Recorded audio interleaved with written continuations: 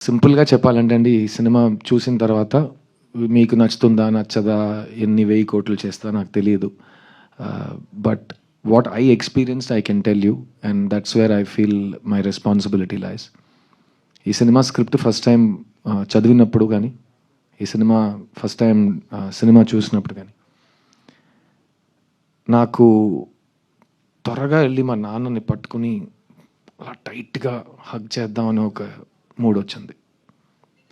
And coincidentally నేను copy చూసినప్పుడు నేను మా నాన్న ఈ సినిమా కలిసి చూసాం. అండ్ సినిమా చూసిన వెంటనే it just overcame the emotion. I was overcome by it.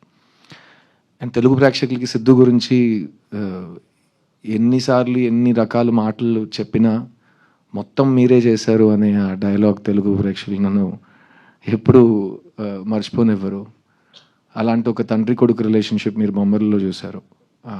ఆ సినిమా నాకు చాలా నేర్పించింది. అండ్ ఆ సినిమా తర్వాత కూడా నాకు